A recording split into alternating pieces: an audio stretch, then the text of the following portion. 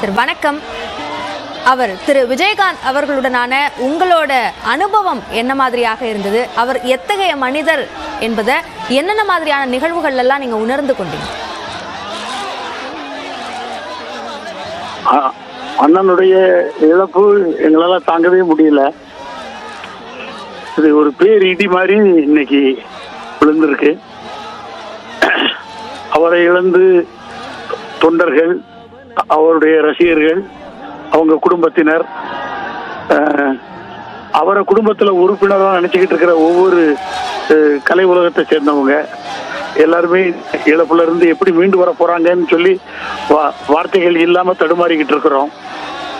எனக்கு சொல்வதெல்லாம் உண்மை படத்துல தான் முதல்ல அண்ணன் கூட நான் ஒர்க் பண்ணேன்.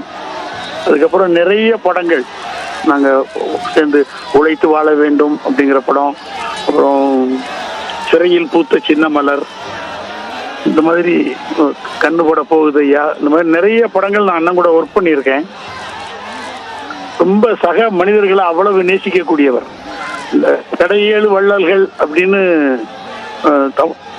நம்ம இதை பத்தி இலக்கியங்கள் எல்லாம் சொல்லுவாங்க. ஆனா இவர் ஒருத்தர் தான் கண்ணுக்கு தெரிந்த வள்ளலாக எங்க எல்லாருக்குமே தெரிந்தவர். அவர் அந்த அளவுக்கு ஒவ்வொருத்தரையும் நேசிப்பாரு. தொண்டர்கள்ட்ட எல்லாம் ஏன் ரொம்ப ஸ்ட்ரெயின் பண்றீங்க அப்படின்னு இன்னைக்கு மொத்த தமிழ்நாடே வந்து கலங்கி போய் அப்படி கதறிக்கிட்டு இருக்கிறான். எனக்கு அண்ணனை பத்தியும் அப்படியே ஒர்க் பண்ண அனுபவங்களை பத்தி எல்லாம் சொல்றதுக்கு நிறைய இருந்தாலும் எனக்கு எப்படி இதை தாங்க போறோம் அப்படிங்கறது மீண்டு வர முடியல. அண்ணன் அண்ணன் அண்ணன் விஜயகாந்துக்கு மாற்ற இன்னொருத்தர் கிடையவே கிடையாது. ஒரு ஹீரோவுக்கு பதிலாக இன்னொரு ஹீரோ போடலாம்ங்கிறதும், ஒரு நடிகருக்கு பதிலாக இன்னொரு நடிகரை போடலாம்ங்கிறதும், ஒரு மனிதருக்கு பதிலாக இன்னொரு மனிதர் வழி நடத்துவார் அப்படிங்கிறதும் யதார்த்த வாழ்க்கையில தவிர்க்க முடியாத ஒன்று. ஆனா அண்ணன் விஜயகாந்துக்கு அடுத்தபடியாக வேற யாருமே கிடையாது. அதனாலதான் வார்த்தைகள் இல்லாம அப்படி தடுமாறிக்கிட்டு இருக்கிறேன் நானு. எல்லாரையும் முதல்ல அவர் கேட்கிற கேள்வி, சாப்பிட்டீங்களா, முதல்ல சாப்பிட்டுருங்க அப்படின்ட்டு அவருடைய உடல்நிலையை பொருட்படுத்தாம காலையில ஒரு தடவை உடுமலைப்பேட்டையில நாங்க படப்பிடிப்புல இருக்கும் பொழுது, அன்னைக்கு ஒரு ஞாயிற்றுக்கிழமை, அதனால காலையில 7 மணிக்கு ஆரம்பித்து இரவு 11:45 வரைக்கும் அவங்க ரசிகர்கள்லாம் வரிசையா நிக்கிறாங்க அப்படின்னு சொல்லி ஒவ்வொருத்தரையா கூப்பிட்டு போட்டோ எடுத்தார். எல்லாருக்கும் போட்டோ எடுத்ததுக்கு பிறகு ரசிகர்களுக்கு எல்லாம் போய் சாப்பிடணும். ஸோ இவர் காலையில இருந்து ஒரு டம்ளர் தண்ணீர் கூட குடிக்கல. ஏன்னா அப்படின்னா, இல்லப்பா நமக்கு வெயிட் பண்ணிக்கிட்டு இருக்காங்க, அவங்க சாப்பிடட்டும் அப்படின்னு. அந்த அளவுக்கு ஒரு மிகப்பெரிய ஒரு மனித நேயம், மிகப்பெரிய ஒரு தியாகியை இனிமேல் தமிழ் சினிமாவில் பார்க்கறது ரொம்ப கடினம்.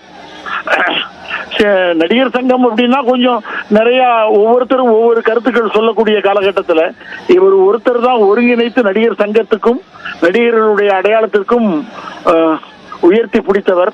வெறும் ரசிகர்களோடு நின்னா போதாது, இதை வந்து நான் சட்டமன்றம் வரைக்கும் எடுத்துட்டு போவேன் அப்படின்னு சொல்லி ஒரு மிகப்பெரிய அமைப்பாக, ஒரு கட்சியாக கொண்டு வந்த பெருமை இந்திய துணைக்கண்டத்துல புரட்சி தலைவர் எம்ஜிஆருக்கு பிறகு புரட்சி கலைஞர் விஜயகாந்த் தான். அதுல எந்த மாற்று கருத்தும் கிடையாது. எல்லா இடத்துலையும் நடிகர் சங்கத்துல பேசுகின்ற பொழுதும் சரி, திரைப்பட விழாக்கள்ல இதுல படப்பிடிப்பு களங்கள் எல்லாம் பேசும் பொழுது, சார் நீங்க வந்து டைரக்டர் சங்கர் சார்ட்ட சொல்றாரு, நீங்க வந்து எம்ஜிஆர், சிவாஜி இவங்களெல்லாம் வச்சு டைரக்ட் பண்ணீங்க, ஆனா குறிப்பிட்ட டயத்துக்கு நீங்க வர இயலாதுன்னு நினைச்சுக்கிட்டு இருந்த சார்லி இப்ப கரெக்ட் டயத்துக்கு, என் தம்பி கரெக்ட் டயத்துக்கு பாம்பேக்கு வந்து இப்ப படப்பிடிப்பு ஆரம்பிச்சிட்டோம் பாத்தீங்களா அப்படின்னு சொல்லி எல்லாருக்கும் முன்னாடி சத்தமா சொன்னது எனக்கு அவ்வளவு எல்லாருக்கும் நம்பிக்கையாக இருந்த அண்ணன் விஜயகாந்த் இன்னைக்கு இல்லைங்கிறத நினைக்கும் போது மொத்தம் அப்படி இருட்டா ஒரு அடுத்த வார்த்தைகள் இல்லாத மாதிரி தடுமாறிக்கிட்டு இருக்கிறேன். அந்த அந்த அந்த அவருடைய அந்த இழப்பு யாராலும் ஈடு செய்ய முடியாது. அவரை இழந்து வாடும் ஒவ்வொரு உள்ளங்களுக்கும் அந்த இயற்கை அதை நிரப்பி கொடுக்கணும் கடவுளே அப்படின்னு சொல்லி நான் பதட்டத்தோடையும் ஒரு பரிதவிப்போடையும் அண்ணனுடைய நினைவுகளோடையும் தான் நாங்க எல்லாருமே இருந்துகிட்டு இருக்கிறோம். இப்போ நம்ம காட்சிகள்ல பார்க்குறோம் திரு சார்லி அவருடைய 2 மகன்களும் கதறி அழக்கூடிய அந்த காட்சிகளை பார்க்குறோம். இப்போ அவர்கள் மட்டுமல்ல, ஒட்டுமொத்தமாக திரு விஜயகாந்த் அவர்களை நேசித்தவர்களும் அவரால் பலன் பெற்றவர்களும் அல்லது அவருடைய உதவியை பெற்றவர்கள் என எல்லோருமே தங்களுக்கான அந்த நன்றி கடன் என்பதை கண்ணீராக வெளிப்படுத்தி கொண்டிருக்கிறார்கள். இந்த நிலையில இப்போ ஏழை மக்கள் அவர்களுக்கான உதவி செய்யக்கூடிய ஒரு ஆயுதமாக தன்னோட ரசிகர் மன்றத்தை திரு விஜயகாந்த் பயன்படுத்தி கொண்டார். அந்த ரசிகர் மன்றத்தோட எல்லா விழாக்களையுமே ஏழைகளுக்கு உதவக்கூடிய ஒன்றாக அவர் மாற்றியிருந்தார் அப்படின்ற விஷயங்களை நம்ம செய்திகளில் பார்க்குறோம். இப்படி உதவணும், உணவு அப்படின்ற ஒரு விஷயத்தை எல்லோருக்குமாக கொண்டு சேர்க்கணும், யாரும் உணவுக்காக கஷ்டப்பட கூடாது தன் கண் முன்னாடி அப்படின்ற விஷயத்துல ரொம்ப கவனமா இருந்தாரு அப்படின்றத புரிஞ்சுக்க முடியுது. எந்த இடத்துல இருந்து இந்த எண்ணம் அவருக்கு வந்தது? அவருக்கு பிறவியிலேயே அப்படி இருந்தவருங்க. அவருடைய பிறப்பே அதான் வள்ளலாக, கடைசி மூச்சு வரையும் வள்ளலாகவே வாழ்ந்து கொண்டிருந்தவர். கார்கில் யுத்தம் யாரெல்லாம் நிதி கொடுக்குறீங்களோ அவங்களுக்கெல்லாம் இன்கம் டாக்ஸ்ல எக்ஸம்ஷன் கொடுப்போம் அப்படின்னு அரசாங்கம் அறிவிக்கிறதுக்கு இட் டுக் டைம், மோர் தென் ஒரு 7 days கழிச்சு தான் சொன்னாங்க.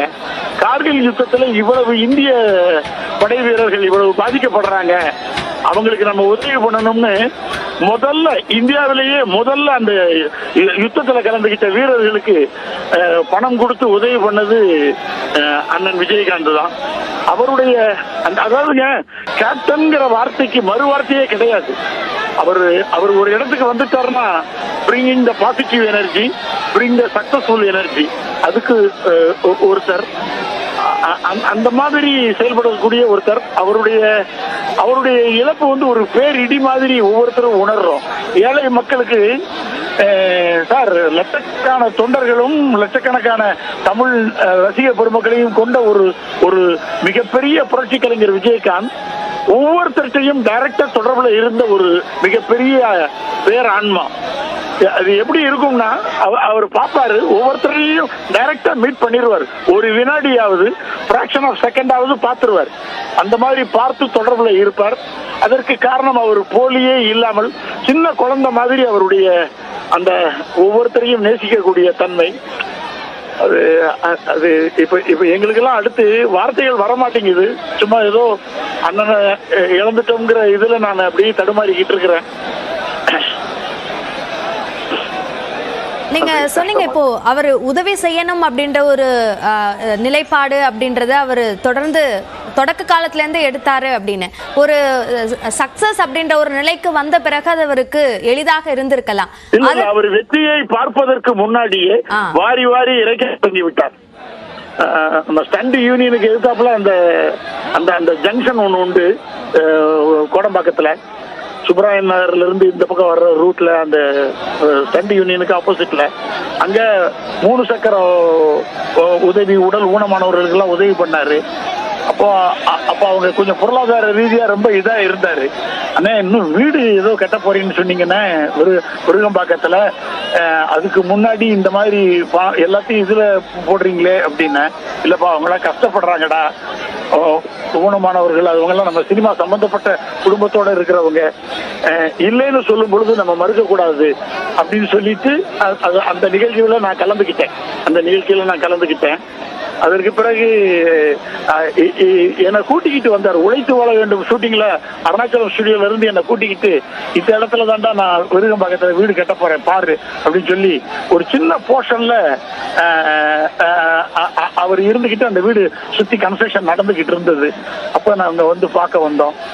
அது ஏதோ நேற்று நடந்த மாதிரி இருக்கு. கடவுளே, அவர் இன்னும் ஆரோக்கியமா இருந்திருக்க கூடாதா, எங்களை எல்லாம் விட்டு போயிருக்காம இருக்க கூடாதாங்கிற நினைக்கிற மாதிரி இருக்கு.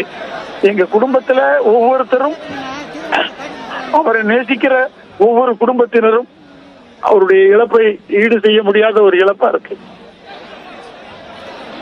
நன்றி திரு சார்லி. பெரும் துயருக்கு மத்தியிலும் அவர் சார்ந்த நினைவுகளை எங்களோடு பகிர்ந்து கொண்டீர்கள். இணைப்பில் உங்களுடைய இந்த தகவல்களை எங்களோடு பகிர்ந்து கொண்டமைக்கு நன்றி.